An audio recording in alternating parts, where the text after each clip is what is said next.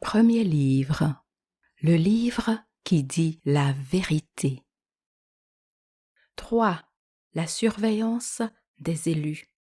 Moïse, les trompettes de Jéricho, Samson le télépathe, la première résidence pour l'accueil des Élohim, Élie le messager, la multiplication des pains, les soucoupes volantes d'Ézéchiel, le jugement dernier, Satan, les hommes ne pouvaient pas comprendre. Moïse. Le lendemain, je retrouvai mon interlocuteur et il continua son récit. Dans la Genèse 28 se trouve une autre description de notre présence. Une échelle était dressée par terre, sa tête touchant aux cieux, et voici que des anges d'Élohim montaient et descendaient sur elle. Genèse 28, 12. Mais les hommes retombés dans un état très primitif après la destruction des plus intelligents et des centres de progrès comme Sodome et Gomorrhe se mettaient à adorer bêtement des morceaux de pierre et des idoles en oubliant qui les avait créés. Enlevez les dieux étrangers qui sont au milieu de vous. Genèse 35, 2. Dans l'Exode, nous apparaissons à Moïse. L'ange de Yahvé lui apparut dans une flamme de feu du milieu d'un buisson. Le buisson était embrasé par le feu, mais il n'était pas dévoré. Exode 3, 2. Une fusée se posa devant lui et la description qu'il faisait correspond à celle que ferait aujourd'hui un primitif du Brésil si nous nous y posions dans cet engin dont la lumière blanche éclaire dans les arbres sans les faire brûler pour autant. Le peuple élu, comme le peuple le plus intelligent, avait été décapité de ses esprits les plus brillants et était devenu l'esclave des peuples primitifs avoisinants qui étaient beaucoup plus nombreux car ils n'avaient pas subi de grandes destructions. Il fallait donc redonner sa dignité à ce peuple en lui redonnant son pays. L'Exode décrit au début tout ce que nous avons dû faire pour que le peuple d'Israël soit libéré. Lorsqu'ils partirent, nous les guidâmes jusqu'au pays que nous leur destinions.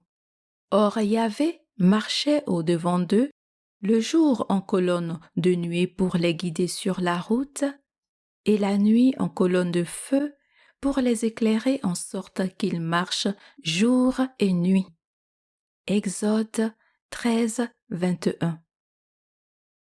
Pour ralentir la marche des Égyptiens lancés à leur poursuite, la colonne de nuée se déplaça de devant eux et se tint derrière eux.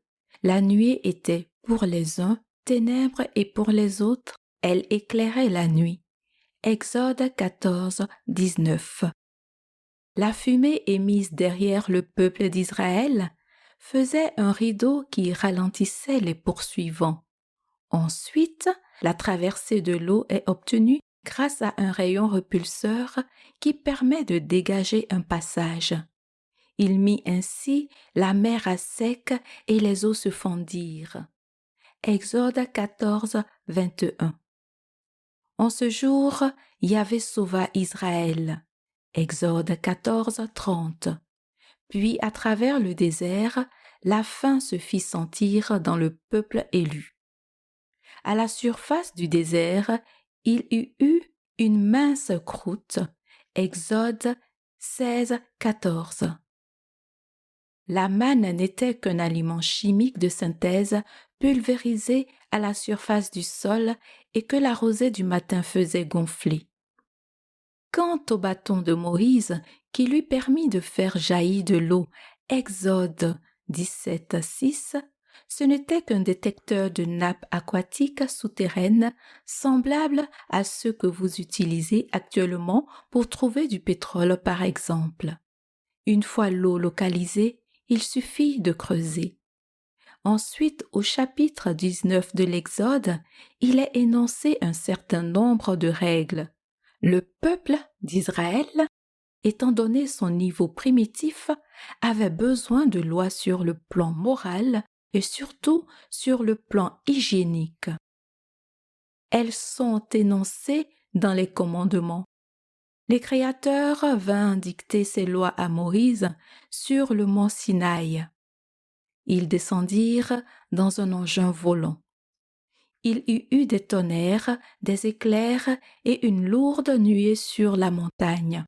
Un son de cor très fort.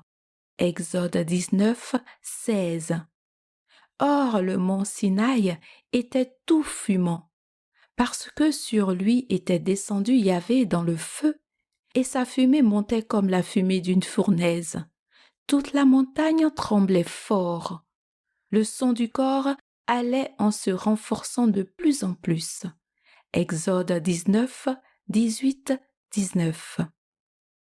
Mais les créateurs eurent peur d'être envahis ou bousculés par les hommes. Il fallait qu'ils soient respectés, vénérés même, afin de n'être pas en danger. Le peuple ne pourra monter au mont Sinaï. Que les prêtres et le peuple ne se ruent pas pour monter vers Yahvé, de peur qu'il ne les abatte. Exode 19, 23, 24. Moïse s'avancera seul vers Yahvé, mais les anciens d'Israël ne s'avanceront pas et le peuple ne montera pas avec lui. Exode 24, 2. Ils virent le Dieu d'Israël. Sous ses pieds, il y avait comme un ouvrage en plaques de saphir et d'une pureté pareille à la substance des cieux. Exode 24, 10. Vous avez là une description du piédestal sur lequel un des créateurs se montra et qui était fait du même alliage bleuté que le plancher de l'engin où nous sommes actuellement. L'aspect de la gloire de Yahvé était comme un feu dévorant au sommet de la montagne. Exode 24, 17. Vous avez là la description de la gloire. L'engin volant en réalité des créateurs et comme vous avez pu le remarquer, au moment du départ, il prend une coloration semblable à celle d'un feu. Cette équipe de créateurs allait résider quelque temps sur la terre et avait envie de nourriture fraîche. Voici pourquoi elle demanda que le peuple d'Israël lui en donne régulièrement, ainsi que des richesses à ramener ensuite sur sa planète. C'était un peu de la colonisation, si vous voulez. De tout homme, vous prendrez un prélèvement pour moi. Or, argent et cuivre, pierres précieuses, etc. Exode 25, 2, 7. Ils avaient également décidé de s'installer plus confortablement et demandèrent aux hommes de leur confectionner une résidence suivant leur plan. C'est ce qui est dicté au chapitre 26 de l'Exode. Dans cette résidence, ils devaient rencontrer les représentants des hommes. C'est la tente du rendez-vous où les hommes apportaient nourriture et présents en gage de soumission. Il entrerait dans la tente du rendez-vous. Dès que Moïse entrait dans la tente, la colonne de nuée descendait et s'arrêtait à l'entrée de la tente. Alors il parlait avec Moïse. Exode 33, 9. Alors Yahvé parlait à Moïse face à face, comme parle un homme à son prochain. Exode 33, 11. Comme aujourd'hui je peux vous parler et vous pouvez me parler d'homme à homme. Tu ne peux voir ma face, car l'homme ne peut me voir et vivre. Exode 33, 20. Vous avez là l'allusion à la différence d'atmosphère existant entre nos planètes. Un homme ne peut voir ses créateurs sans que ces derniers soient protégés par un scaphandre l'atmosphère terrestre ne leur étant pas appropriée. Si l'homme venait sur notre planète, il y verrait les créateurs sans scaphandre, mais il mourrait car l'atmosphère ne lui convient pas.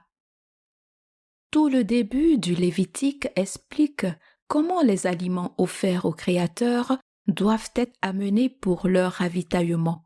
Par exemple, en Lévitique 21, 17, 18.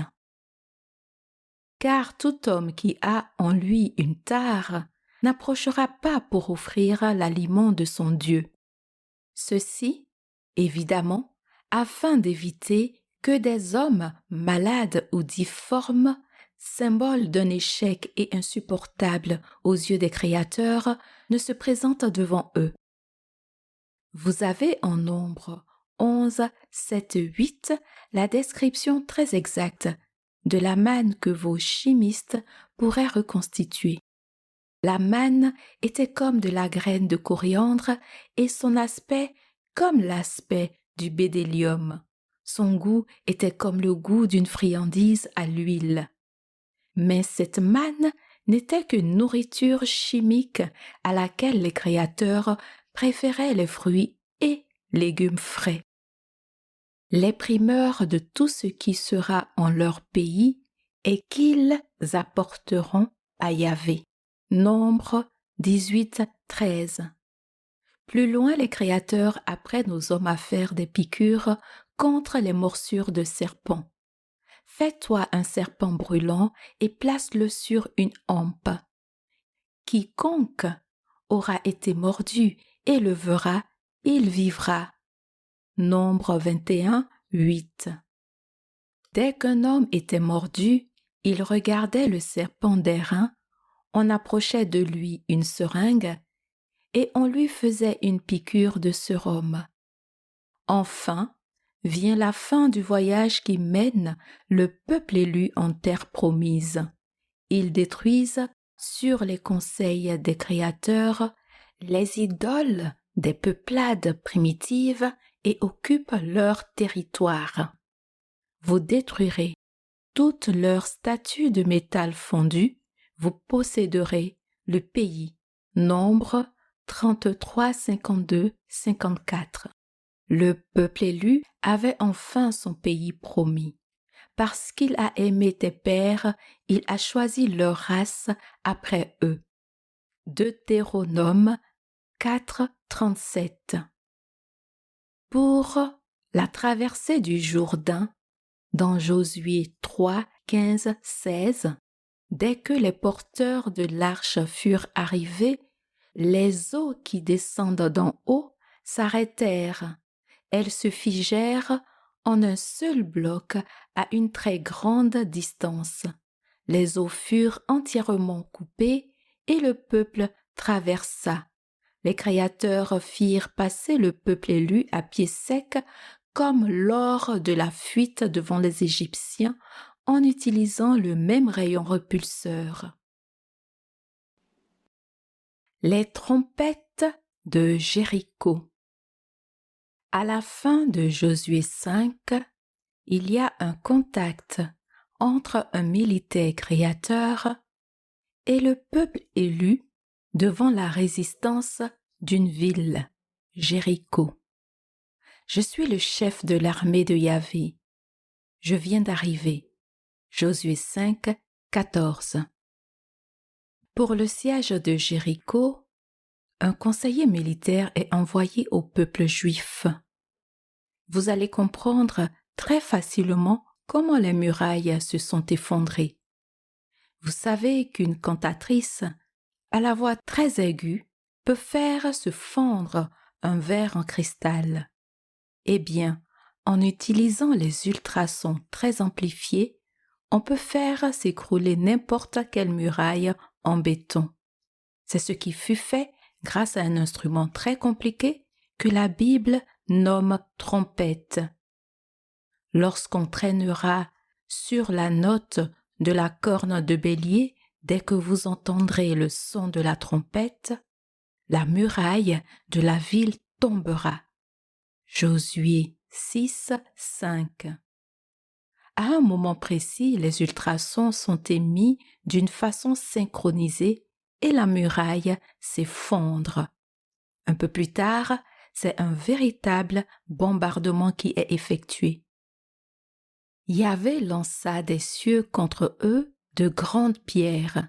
Ceux qui moururent par les pierres de grêle furent plus nombreux que ceux que les fils d'Israël tuèrent par l'épée.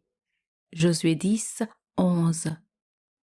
Un bombardement en règle qui tua plus de gens que les armes blanches du peuple d'Israël. Un des messages les plus déformés est celui où il est dit toujours en Josué 10, 13. Le soleil s'arrêta et la lune stationna jusqu'à ce que la nation se fût vengée de ses ennemis. Ce qui veut tout simplement dire que la guerre fut une guerre éclair qui ne dura qu'une journée, puisqu'il est dit plus loin qu'elle dura presque un jour entier. Cette guerre fut si courte par rapport à l'importance du terrain conquis que les hommes crurent que le soleil s'était arrêté. Dans Juge 6, un des créateurs se trouve encore au contact d'un homme nommé Gédéon qui lui remet de la nourriture. L'ange de Yahvé tendit le bout de la canne qui était dans sa main et toucha la viande et les azimes. Alors le feu monta de la roche, dévora la viande et les azimes. Puis l'ange de Yahvé disparut. Juge 6, 21. Grâce à un moyen scientifique, les créateurs qui ne peuvent pas manger à l'air libre à cause de leur scaphandre peuvent, en cas de besoin, se servir des offrandes diverses pour en extraire l'essentiel qui, au moyen d'un tuyau flexible, une canne, parvient à les alimenter.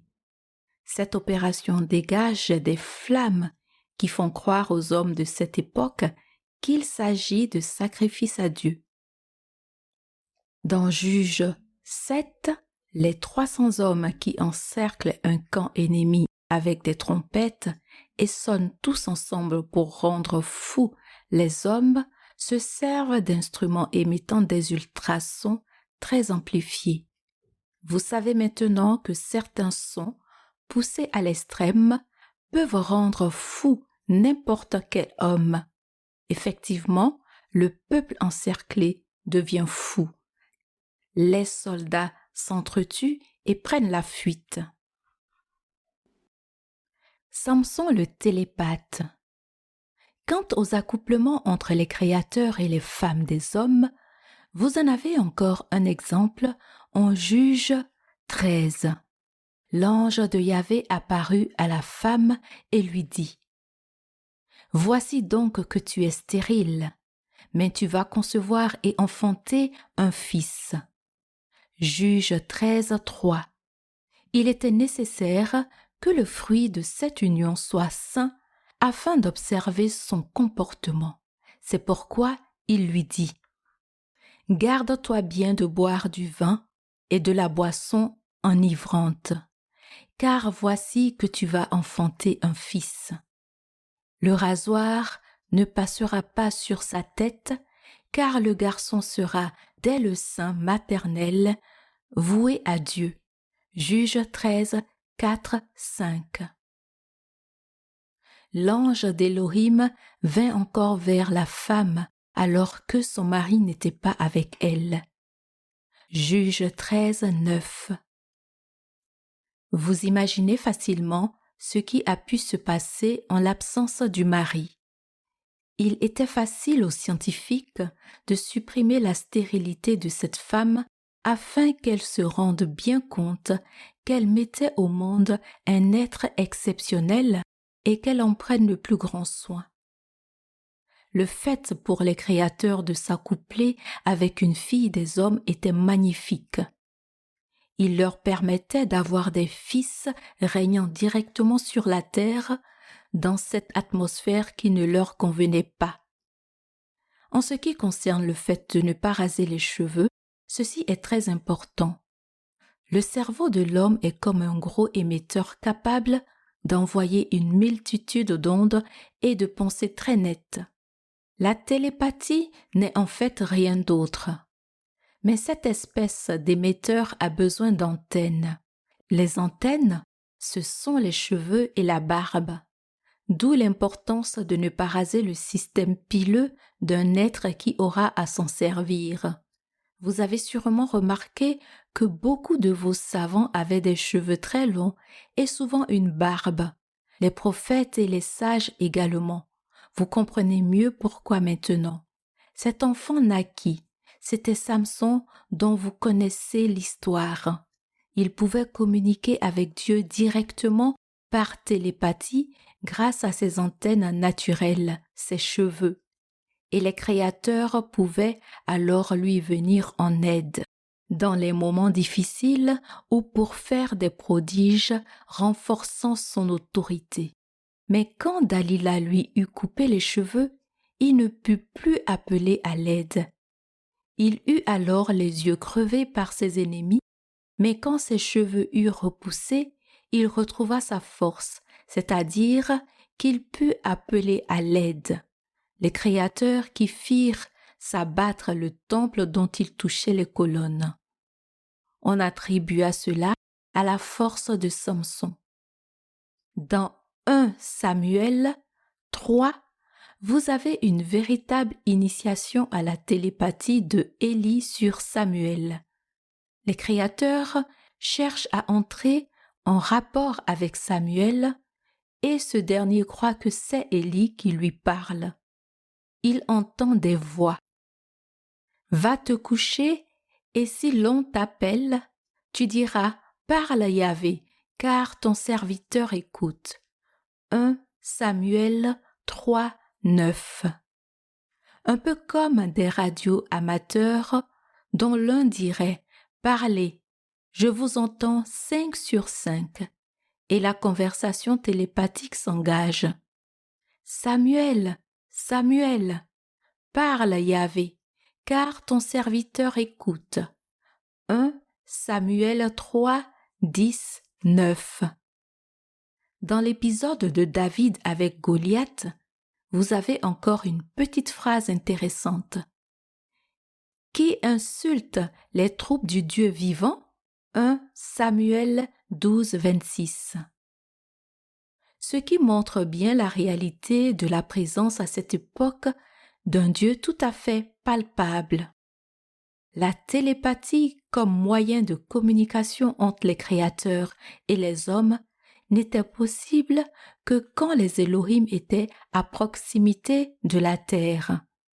Quand ils étaient sur leur lointaine planète ou ailleurs, ils ne pouvaient correspondre grâce à ce moyen. C'est pourquoi ils installèrent un émetteur-récepteur qui était transporté dans l'arche de Dieu, émetteur-récepteur qui possédait sa propre pile atomique. C'est pourquoi dans 1 Samuel 5, 1, 5, quand les Philistins volèrent l'arche de Dieu, leur idole Dagon gisait face contre terre devant l'arche de Yahvé consécutivement à une décharge électrique occasionnée par une mauvaise manipulation.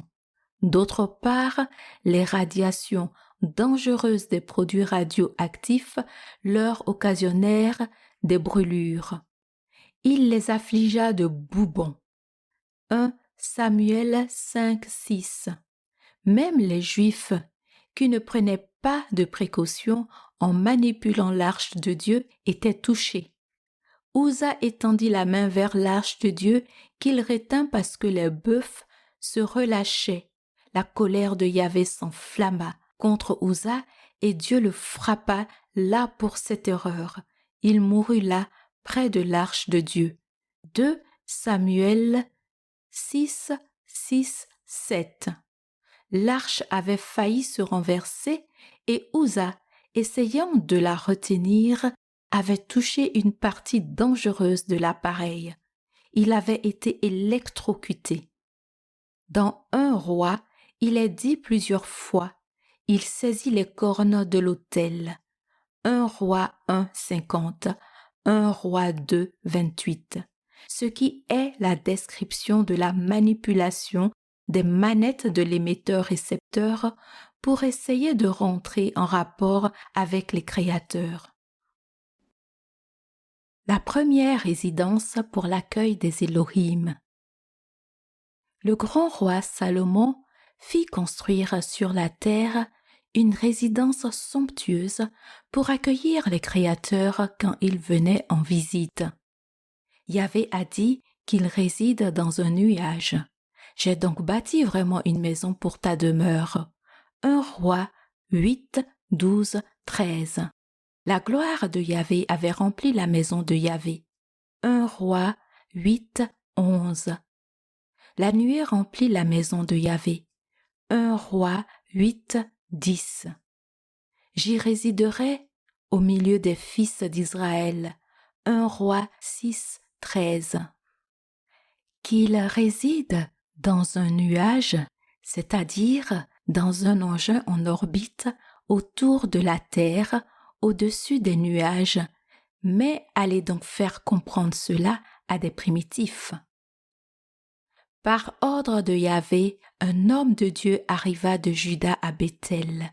Il dit, « Voici que l'autel va se fendre. » Jéroboam étendit sa main, en disant, « Saisissez-le. » Mais la main qu'il avait étendue se dessécha et il ne put la ramener à lui. L'autel se fendit. 1 Roi 13, 1, 5. Grâce à un désintégrateur atomique, un des créateurs détruit l'autel et brûle la main d'un des hommes qui ne respectait pas les créateurs.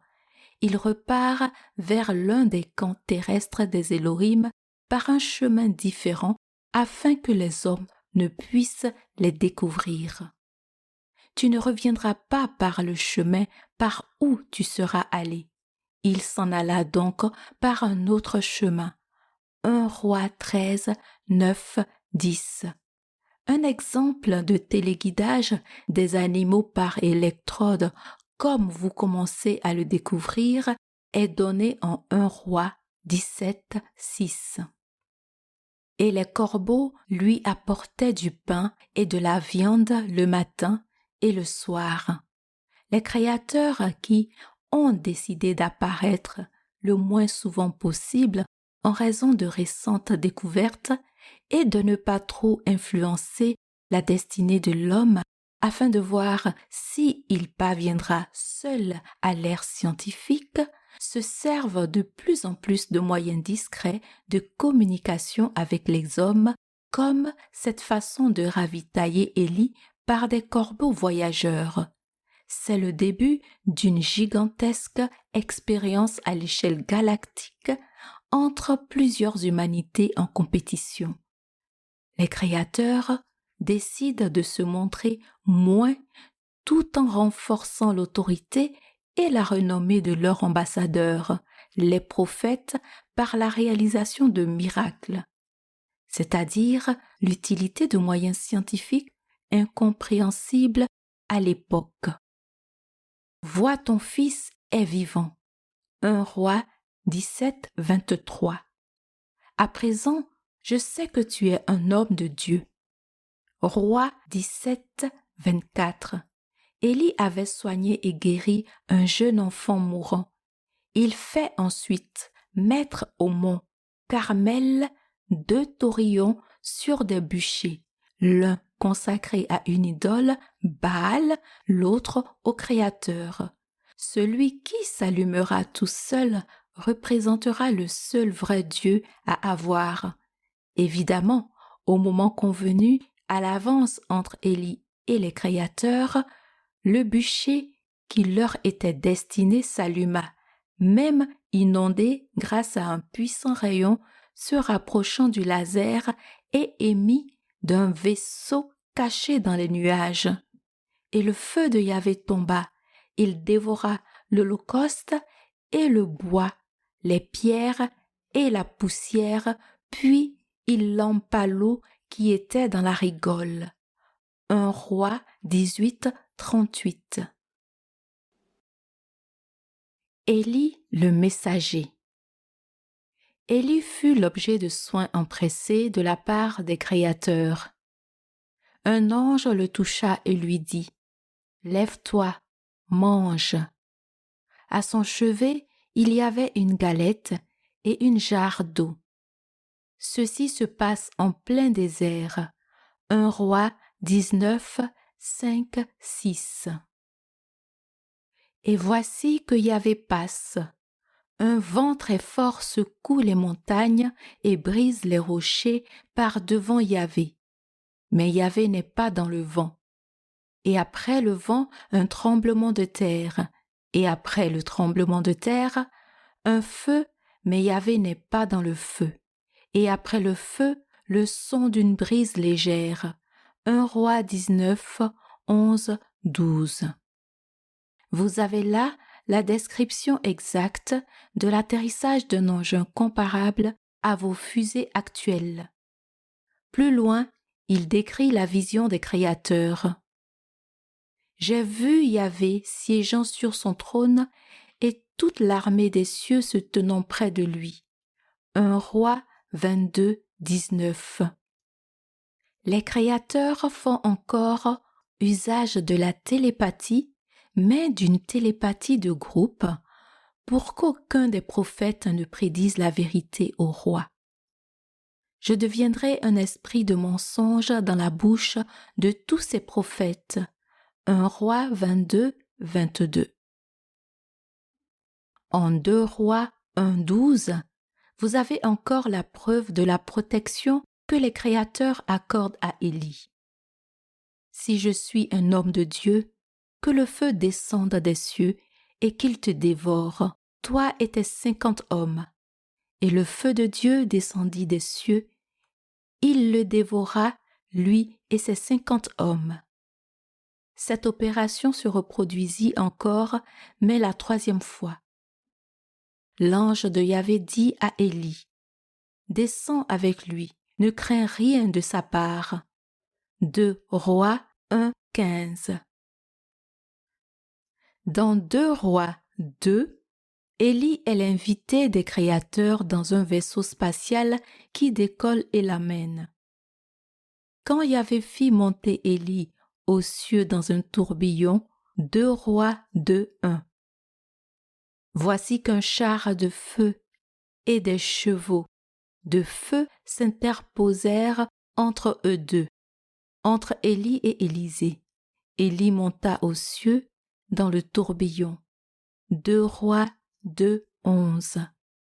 C'est le décollage d'un engin volant et le feu des tuyères fait que le narrateur parle de chevaux de feu.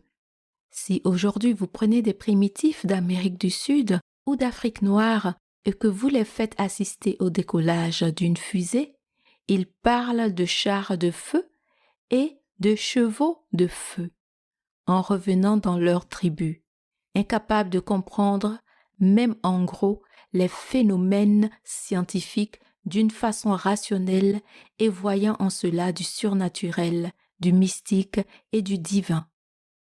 Plus loin, 2 Rois 4, 32-37, Élisée, comme son père, procède à une résurrection. Il soigne et ramène à la vie un enfant mort, chose très courante actuellement où l'on fait le bouche à bouche et les massages du cœur régulièrement pour ramener à la vie un être dont le muscle cardiaque s'est arrêté. Élisée procède ensuite à la multiplication des pains.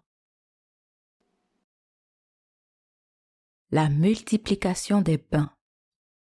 Un homme apporta à l'homme de Dieu 20 pains d'orge, mais son serviteur dit « Comment servirai-je cela à 100 personnes ? On en mangera et il en restera. » Il les servit, ils en mangèrent et laissèrent des restes, suivant la parole de Yahvé. 2 Rois 4, 42-44. Les créateurs apportent ici un aliment synthétique et déshydraté qui, ajouté d'eau, correspond à 5 fois plus de volume. Avec 20 petits pains, il y a suffisamment de nourriture pour 100 hommes. Déjà, Vous connaissez les petites pilules vitaminées dont se nourrissent vos premiers cosmonautes. Cela tient peu de place, mais comporte tous les éléments nécessaires à la nutrition. Dans une pilule, il y a de quoi nourrir un homme. Dans un volume équivalent à un petit pain, 5 hommes, dans 20 petits pains, il y a de quoi nourrir 100 hommes. Mais le peuple d'Israël adora des idoles en métal, fut anthropophage et devint complètement immoral, dégoûtant ceux qui l'avaient créé. Et Israël fut déporté loin de son sol. 2 Rois 18, 23. C'est là le début de la dispersion du peuple d'Israël, dont la civilisation, au lieu de progresser, a été en constante régression, contrairement à ses voisins qui en ont profité. Dans le livre d'Isaïe, vous trouverez encore: l'année de la mort du roi Osias, je vis Adonai assis sur un trône élevé. Des séraphins se tenaient au-dessus de lui. Chacun avait 6 ailes, 2 dont il couvrait sa face, 2 dont il couvrait ses pieds et 2 pour voler. Isaïe 6, 1, 2. C'est là la description des créateurs revêtus d'un scaphandre autonome muni de 6 petits réacteurs, 2 dans le dos, 2 aux mains et 2 aux pieds directionnels ceux-ci. Sur les montagnes, un bruit de tumulte, quelque chose comme un peuple nombreux, le bruit du vacarme des royaumes. Les nations rassemblées. Yahvé des armées passe en revue l'armée du combat. Ils viennent d'un pays lointain, les confins du ciel. Yahvé et les instruments de son courroux pour détruire tout le pays. Isaïe 13, 4, 5. Toute la vérité est décrite ici. Il fallait lire entre les lignes et comprendre. Ils viennent d'un pays lointain, des confins du ciel. On ne pouvait être plus clair. C'est toi qui disais dans ton cœur: je monterai aux cieux, au-dessus des étoiles de Dieu. Isaïe 14, 13. Allusion aux savants disparus qui avaient acquis suffisamment de connaissances scientifiques pour entreprendre d'aller sur la planète des créateurs et furent détruits à Sodome et Gomorrhe. L'armée des cieux est décrite ici à cette époque, au moment où elle vient avec les instruments de son courroux pour détruire tout le pays. Ce sont les hommes de Sodome et Gomorrhe qui disaient: je monterai sur les hauteurs de la nuée. Je m'égalerai au très haut. Isaïe 14, 14. Mais la destruction a empêché l'homme de s'égaler au Créateur, au très haut. Il a mis le monde à l'état de désert. Isaïe 14, 17. L'explosion nucléaire est décrite plus loin. La clameur a encerclé le territoire de Moab. Son écho va jusqu'à Églem. Son écho va jusqu'à Bir Élim. Les eaux de Dimon sont pleines de sang. Isaïe 15, 8, 9. Certains furent pourtant sauvés en s'abritant dans des blockhouses. Va, mon peuple, entre dans tes chambres et ferme tes 2 battants sur toi. Cache-toi juste un instant jusqu'à ce que le courroux soit passé. Isaïe 26, 20.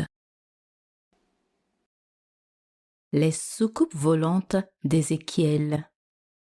Mais c'est dans Ézéchiel que se trouve la plus intéressante description d'un de nos engins volants. Une grande nuée avec un feu fulgurant et une clarté autour, tandis qu'au milieu, il y avait comme le scintillement du vermeil, et au milieu, la forme de 4 êtres dont l'aspect était le suivant. Ils avaient une forme humaine. Chacun avait 4 faces et chacun avait 4 ailes. Quant à leurs jambes, la jambe était droite et la plante de leurs pieds était comme la plante de la patte du veau et brillait comme le scintillement de l'airain poli. Sous les ailes, et sur leurs 4 côtés, il y avait des mains d'hommes. Leurs ailes, à tous les 4, se rejoignaient l'une l'autre. Leurs faces ne se tournaient pas quand ils avançaient. Chacun allait selon l'orientation de ses faces. Quant à la forme de leur face, c'était une face d'homme, puis une face de lion sur la droite des 4, puis une face de taureau sur la gauche des 4 mains, une face d'aile pour les 4. Leurs ailes étaient déployées vers le haut. Chacun en avait 2, rejoignant chacune sa voisine, et 2 couvrant son corps. Chacun allait selon l'orientation de sa face. Ils allaient là où l'esprit devait aller. Ils ne se tournaient pas en marchant. Entre les êtres, la vision était comme des braises incandescentes, c'était comme la vision des torches. Cela se déplaçait entre les êtres. Le feu avait de l'éclat et du feu sortait la foudre. Les êtres allaient et revenaient en courant, vision pareille à la foudre. Ézéchiel 1, 4, 14. Je regardais alors les êtres et voici qu'il y avait une roue à terre à côté des 4 êtres. Ézéchiel 1, 15. L'aspect des roues était comme le scintillement de la chrysolite. Les 4 avaient la même forme. Leur aspect et leur fonctionnement étaient comme si une roue se trouvait au milieu de l'autre. Dans leur marche, elles allaient suivant leurs 4 côtés. Elles ne pivotaient pas dans leur marche. Quant à leurs jantes, elles avaient de la hauteur et un aspect effrayant. Elles étaient couvertes d'yeux qui étaient autour de toutes les 4. Quand les êtres avançaient, les roues avançaient à côté d'eux, et quand les êtres s'élevaient de terre, les roues s'élevaient. Là où l'esprit devait aller, ils allaient. Et les roues s'élevaient conjointement avec eux, car l'esprit des êtres était dans les roues. Quand ils avançaient, elles avançaient. Quand ils s'arrêtaient, elles s'arrêtaient. Quand ils se levaient au-dessus de la terre, les roues se levaient conjointement avec eux, car l'esprit des êtres était dans les roues. Ézéchiel 1, 16, 21. Au-dessus de la tête des êtres était une sorte de plateforme. C'était comme l'éclat imposant du cristal. Elle s'étendait sur leur tête dans la partie supérieure, sous la plateforme, leurs ailes étaient droites, l'une parallèlement à l'autre. Ils en avaient chacun 2 qui leur couvraient le corps. J'entendis le bruit de leurs ailes, pareil quand ils avançaient, au bruit des grandes eaux, pareil à la voix de Shaddai, bruit d'une multitude comme le bruit d'un camp. Lorsqu'ils s'arrêtaient, ils laissaient retomber leurs ailes. Il y avait de bruit au-dessus de la plateforme qui était sous leur tête. Par-dessus les plateformes qui étaient sur leur tête, c'était pareil à l'aspect d'une pierre de saphir. La forme d'un trône et sur la forme de trône, une forme pareille à l'aspect d'un homme qui était dessus dans la partie supérieure. Ézéchiel 1, 22, 26. Voilà une description on ne peut plus précise des créateurs descendus de leurs engins volants. La grande nuée, c'est la trace que laissent les avions à très haute altitude actuellement. Apparaît ensuite l'engin et sa lampe clignotante, le feu fulgurant et le scintillement du vermeil. 4 créateurs évoluent ensuite avec des combinaisons antigravitationnelles et de petits réacteurs directionnels, des ailes sur leur scaphandre métallique. Leurs jambes brillaient comme le scintillement de l'air impoli. Vous avez pu remarquer que les combinaisons de vos cosmonautes sont très brillantes. Quant à la soucoupe volante, la roue, leur aspect et leur fonctionnement ne sont pas trop mal décrits, sachant que c'est un primitif qui parle, comme si une roue se trouvait au milieu de l'autre. Elles ne pivotaient pas dans leur marche. Au centre des soucoupes volantes, très proches en aspect de celle où nous nous trouvons, est située la partie habitable, la jante. Quant à leurs jantes, elles étaient couvertes d'yeux qui étaient autour de toutes les quatre. De même que nos tenues vestimentaires ont évolué et que nous ne portons plus maintenant de ces encombrants scaphandres, nos engins étaient munis de hublots, les yeux des jantes, car nous n'avions pas encore trouvé le moyen de voir à travers les parois métalliques en modifiant leur structure atomique à volonté. Les soucoupes volantes restent près des créateurs pour les aider en cas de besoin, car ils sont en train de s'approvisionner en matières diverses et effectuer quelques manœuvres d'entretien du gros vaisseau intergalactique situé au-dessus d'eux. D'autres créateurs à l'intérieur des engins les dirigent. L'esprit des êtres était dans les roues. Ézéchiel 1:21. Évidemment. Le scaphandre est également décrit avec ses 4 hublots comparables à ceux de vos premiers scaphandres marins. Chacun d'eux avait 4 faces.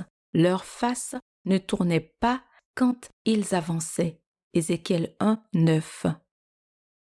Les petites soucoupes sont un peu des lemmes de service, de petits véhicules à faible rayon d'action servant pour de courtes missions d'exploration. Plus haut attend le gros véhicule interplanétaire. Au-dessus de la tête des êtres était une sorte de plateforme. C'était comme l'éclat imposant du cristal.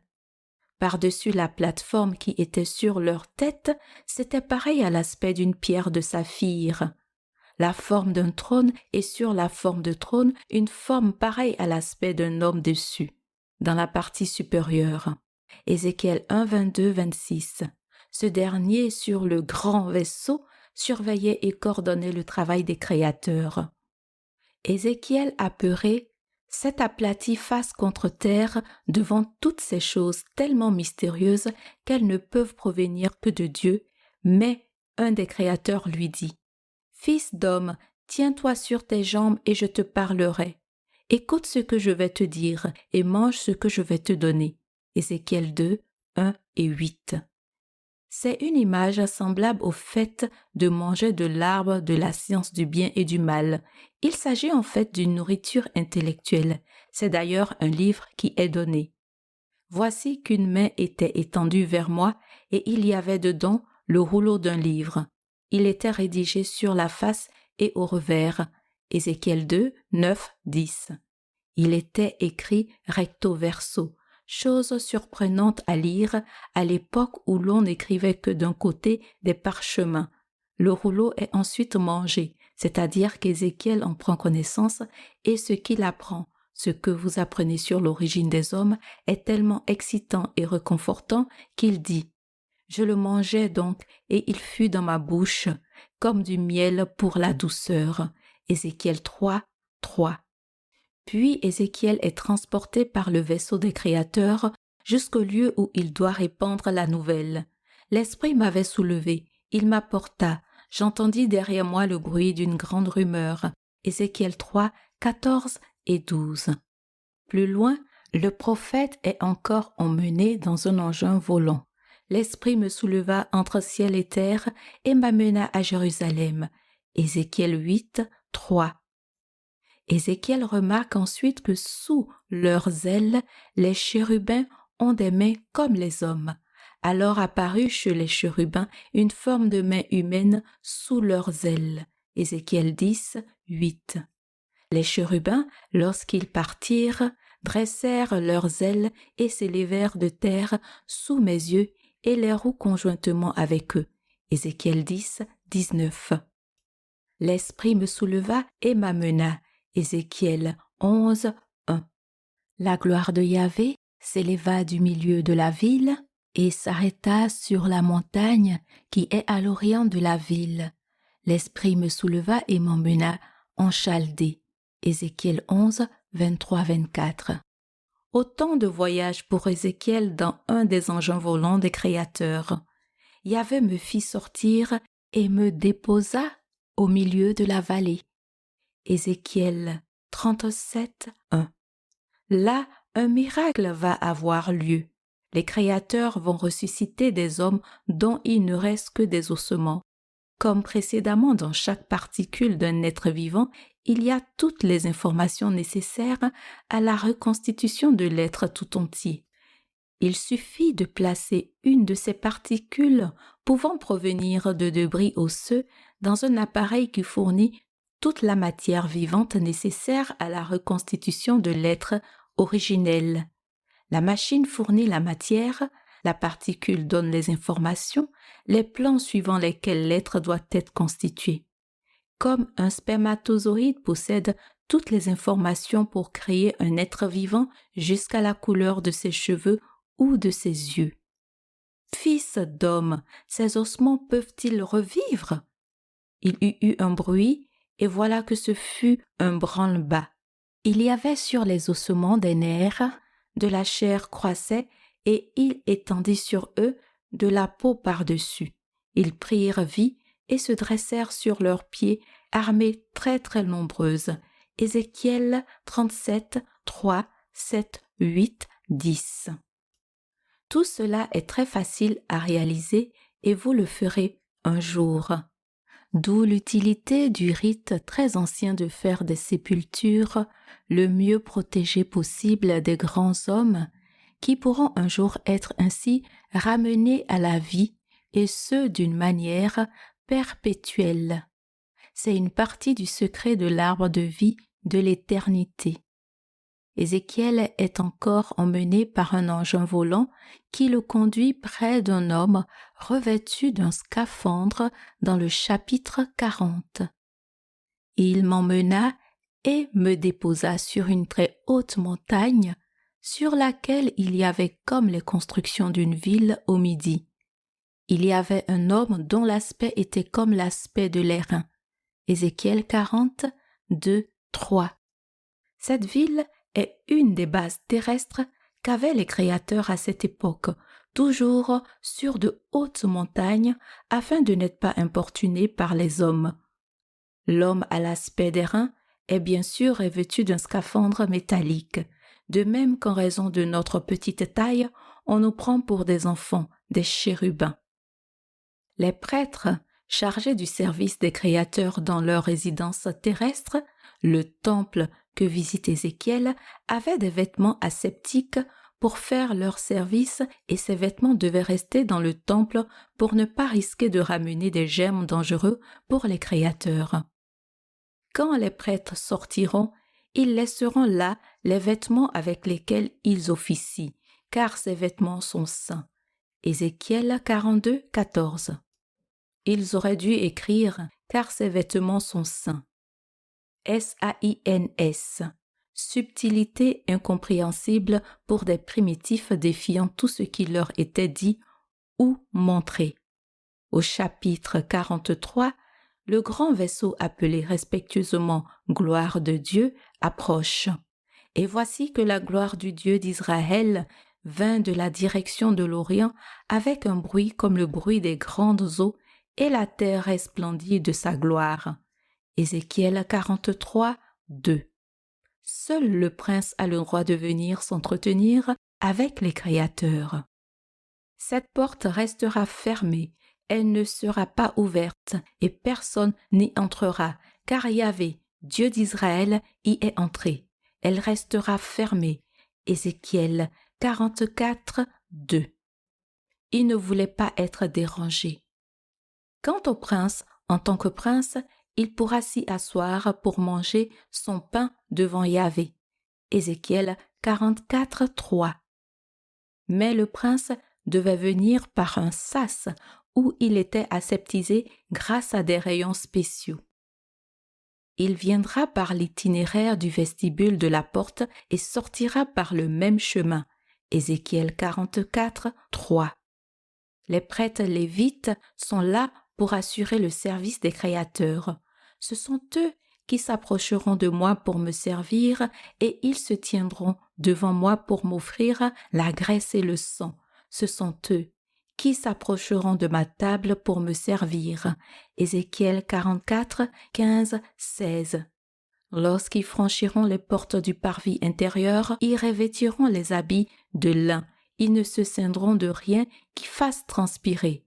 Ézéchiel 44, 17, 18. L'odeur de la transpiration des hommes de la terre leur était très désagréable. Le meilleur des prémices de tout et le meilleur de vos pâtes, vous le donnerez aux prêtres pour que la bénédiction repose sur vos maisons. Ézéchiel 44, 30. Le ravitaillement des créateurs en produits frais continuait ainsi. Dans le 3e chapitre de Daniel, le roi Nabuchodonosor a condamné 3 hommes à être jetés sur un bûcher pour n'avoir pas voulu adorer un dieu de métal à la place des créateurs dont ils connaissaient l'existence.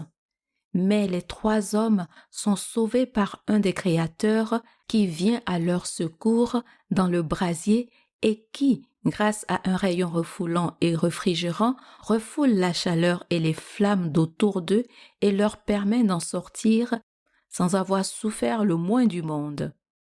Ah, je vois 4 hommes qui marchent librement au milieu de la fournaise et qui n'ont aucun mal, et l'aspect du 4e ressemble à celui d'un fils des dieux. Daniel 3, 25. Plus loin, Daniel est précipité dans la fosse aux lions, mais ces derniers ne le touchent pas. Là, rien de très compliqué, seulement un petit rayon paralysant le temps que l'on sorte Daniel de la fosse. Mon Dieu a envoyé son ange et a fermé la gueule des lions. Daniel 6, 23. Dans le 10e chapitre de Daniel, vous avez encore une description intéressante d'un créateur. Je levai les yeux et regardai. Voici un homme. Son corps était comme de chrysolide, son visage comme l'aspect de l'éclair, ses yeux comme des lampes de feu, ses bras et ses jambes comme l'apparence de l'air impoli, et le bruit de ses paroles comme le bruit d'une multitude. Daniel 10, 5, 6. Le jugement dernier. Si le peuple juif a été dominé par les Perses et par les Grecs, c'est parce que les créateurs, pour le punir de son manque de foi, ont placé des hommes à eux, des anges, parmi ces peuples, afin de leur faire accomplir des progrès techniques, expliquant les grands moments de leur civilisation. L'ange Michaël était le chef de la délégation chargée d'aider les Perses. Michaël est venu là auprès des rois de Perse. Daniel 10, 13. Au chapitre 12 de Daniel, on reparle de la résurrection. Beaucoup de ceux qui dorment dans la terre de la poussière se réveilleront, ceux-ci pour la vie éternelle, ceux-là pour la honte, pour l'horreur éternelle. Daniel 12, 2. Le jugement dernier permettra aux grands hommes de revivre, ceux qui auront été positifs pour l'humanité et qui auront cru dans les créateurs, suivi leurs commandements, seront accueillis avec joie par les hommes de l'époque où cela arrivera.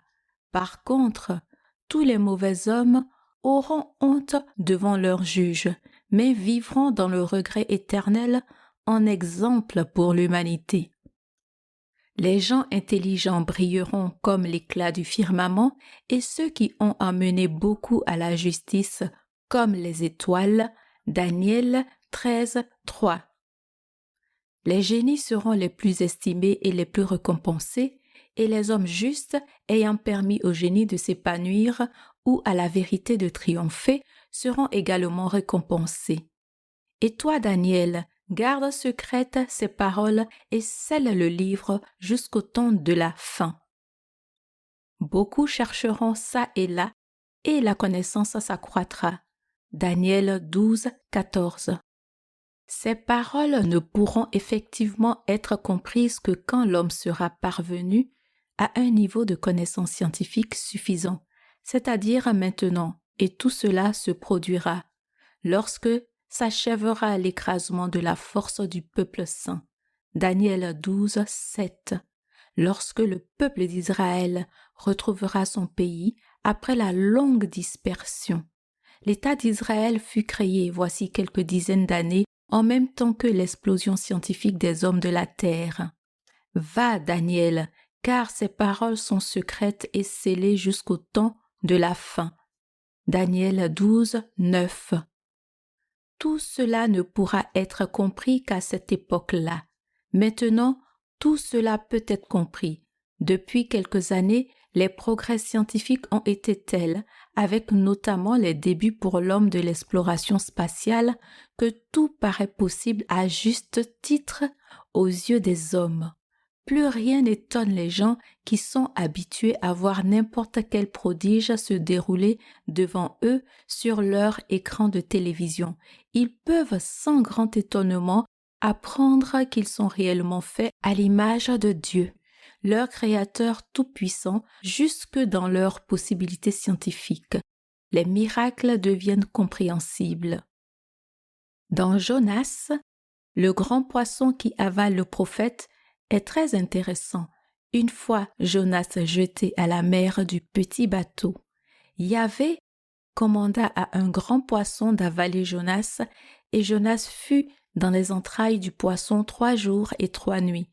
Jonas 2, 1. Un grand poisson.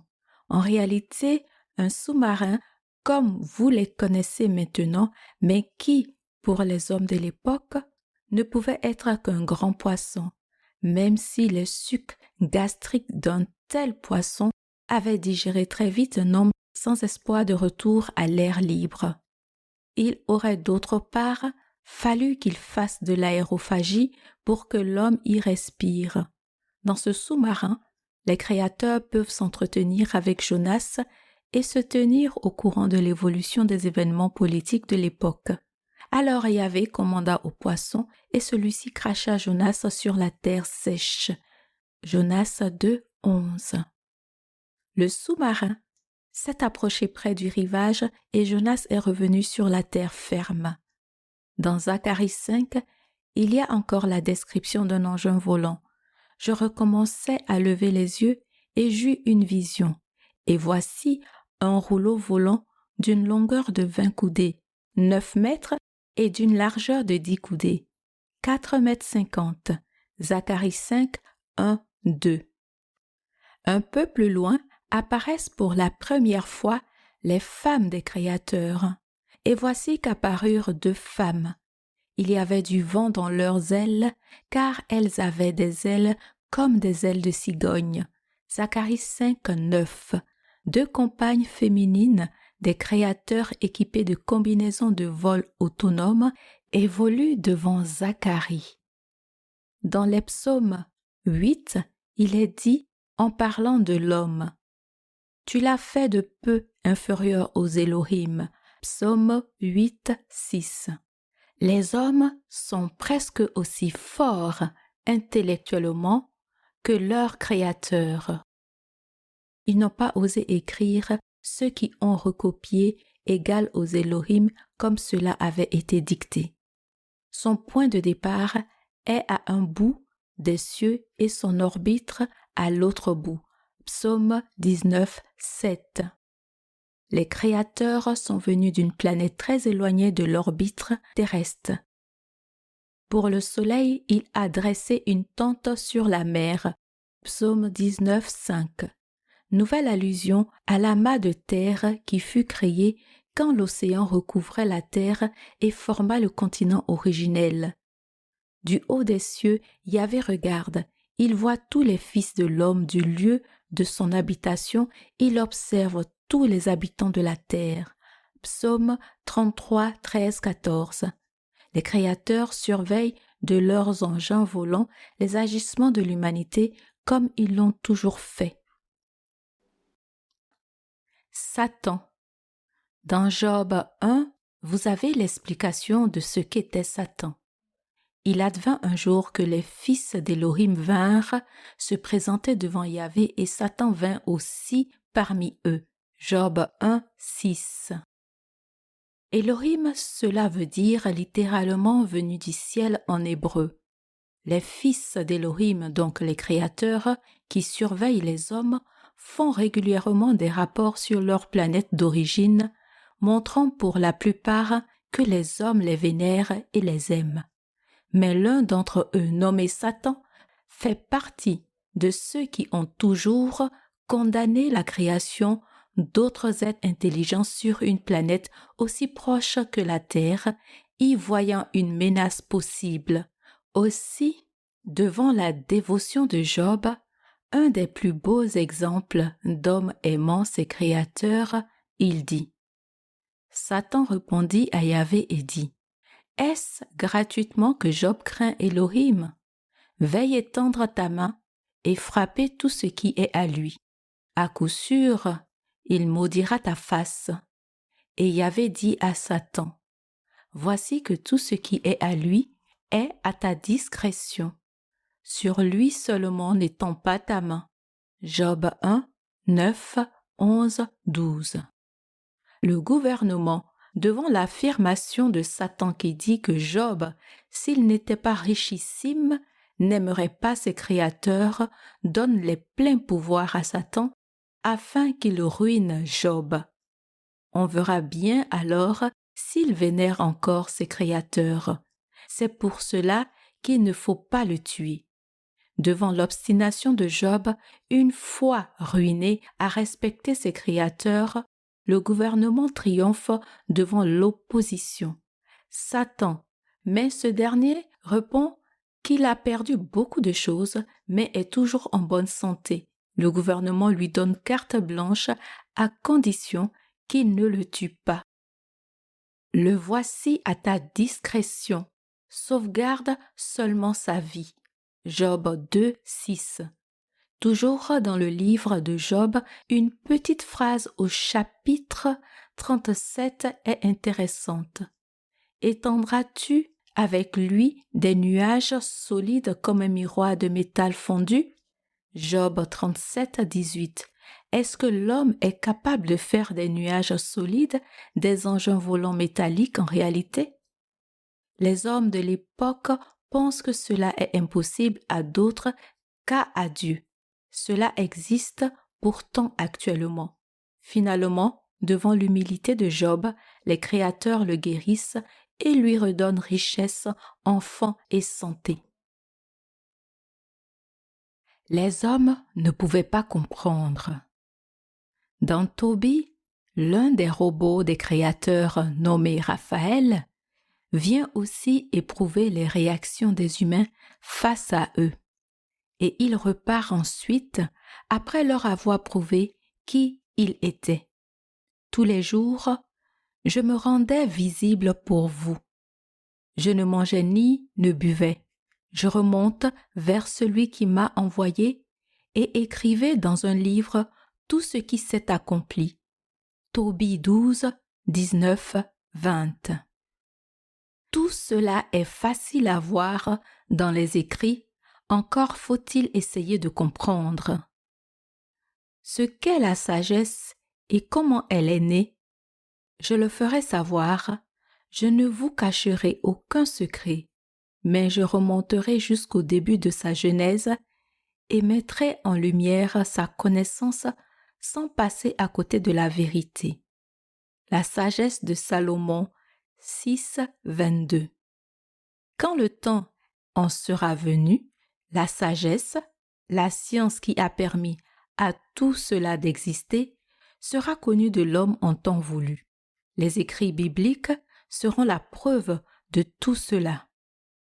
Car, en partant de la grandeur et de la beauté des créatures, on contemple par analogie leur hauteur. Sagesse de Salomon 13, 5. Il était pourtant simple de voir la vérité, reconnaître les créateurs en observant la chose créée. Ils n'ont pas été capables de connaître d'après les biens visibles celui qui est. Sagesse de Salomon 13, 1. Afin de ne pas être dérangés par les hommes, les créateurs avaient des bases sur les hautes montagnes où l'on retrouve maintenant des traces de haute civilisation, Himalaya, Pérou, etc., et également au fond des mers. Progressivement, les bases des hautes montagnes furent abandonnées pour faire place à des bases sous-marines, moins accessibles aux hommes. Les créateurs bannis du début se cachaient sous les océans. En ce jour-là, Yahvé sévira avec sa dure, grande et forte épée contre Léviathan le serpent fuyard, et il tuera le dragon qui est dans la mer. Isaïe 27, 1. Le gouvernement de la planète voulait à cette époque détruire les créateurs des hommes. Il n'était pas facile d'y voir clair dans toutes ces merveilles et l'on défiait forcément les créateurs d'une façon abstraite car l'on était incapable de comprendre les choses scientifiques. On donne l'écrit à quelqu'un qui ne connaît pas l'écriture en disant « Lis donc ceci », mais il dit « Je ne connais pas l'écriture ». Isaïe 29, 12. Depuis longtemps, les hommes ont la vérité entre les mains, mais ils ne pouvaient pas la comprendre avant de savoir lire, d'être suffisamment évolué scientifiquement. Tout homme est abruti faute de science. Jérémie 10, 14. Cette science qui a permis au Créateur de créer et permettra aux hommes d'en faire autant.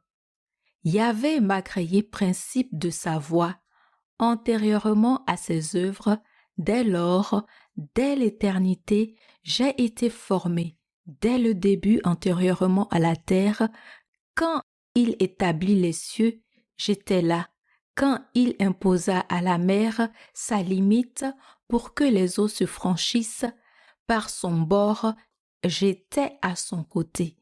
Comme architecte et j'étais dans les délices, jouant sur le sol de la terre, et mes délices sont avec les fils d'hommes. Proverbes 8, 22, 23, 27, 29, 31. L'intelligence et la science, c'est grâce à ces deux vertus que les créateurs ont pu créer la terre ferme, le continent unique et les êtres vivants qu'ils ont mis dessus, et maintenant cette intelligence et cet esprit mènent le cerveau de l'homme jusqu'à un recommencement des actes de leur Créateur. Depuis le début des temps, il en est ainsi. Les hommes créent d'autres hommes, semblables à eux-mêmes, sur d'autres mondes. Le cycle continue. Certains meurent, d'autres prennent la relève.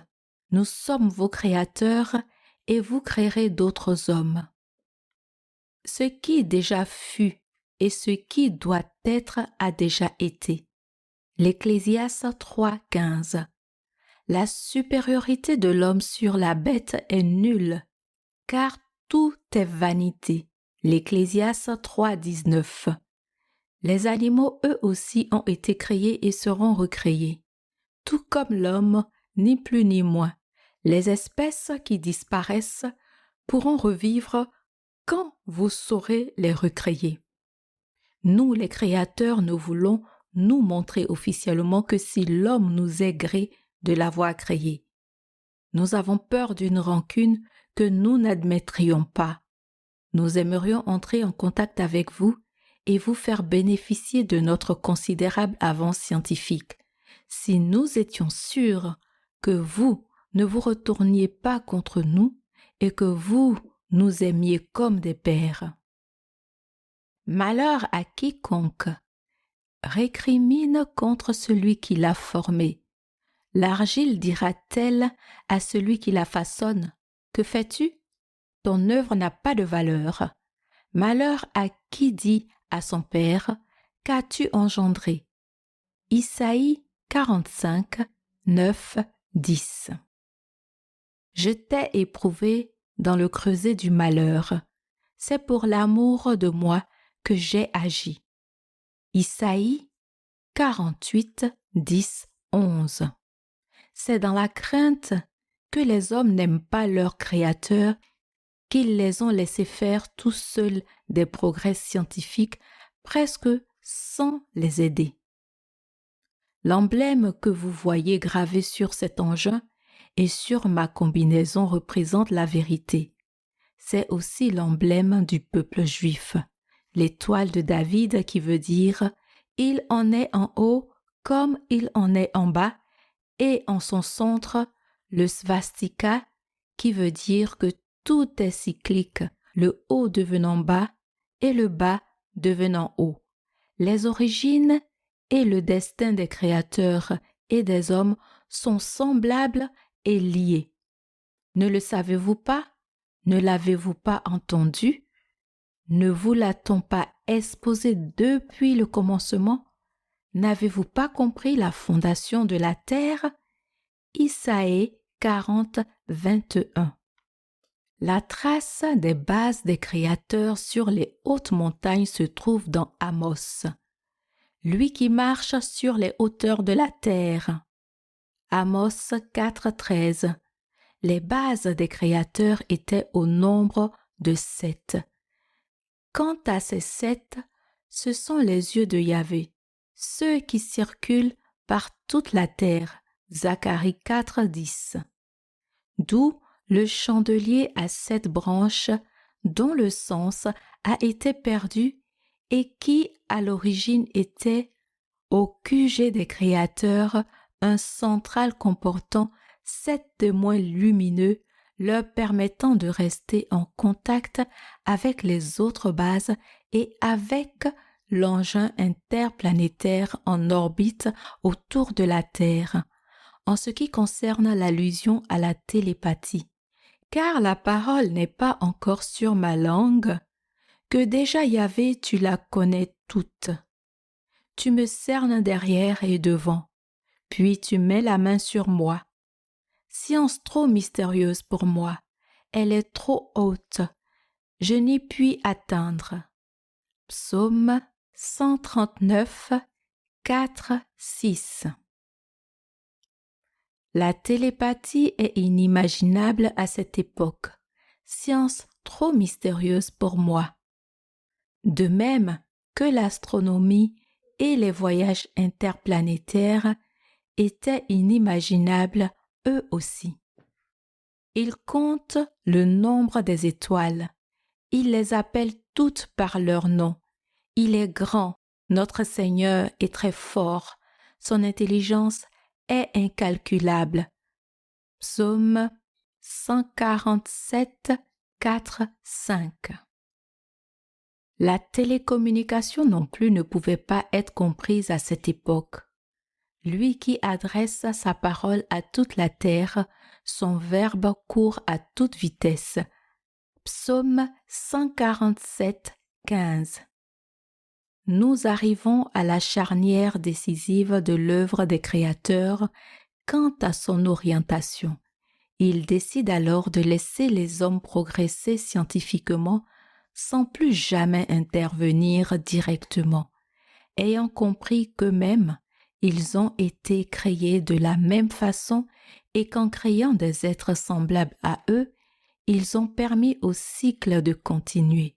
Mais avant, afin que la vérité se répande dans le monde entier, ils décident d'envoyer un Messie qui sera capable de faire en sorte que ce que seul le peuple d'Israël sait se répande sur toute la terre en vue du jour de la révélation du mystère originel à la lumière des progrès scientifiques. Il l'annonce alors. Bethléem, de toi sortira celui qui doit être dominateur en Israël et dont les origines sont de toute antiquité, depuis les jours d'antan. Il sera debout et fera paître par la puissance de Yahvé jusqu'aux confins de la terre, et c'est lui qui sera la paix. Michée 5, 1, 4. Jubile, fille, de Jérusalem, voici que ton roi vient vers toi, humble et monté sur un âne. Il dictera la paix aux nations. Son empire s'étendra de la mer à la mer. Zacharie 9, 9, 10.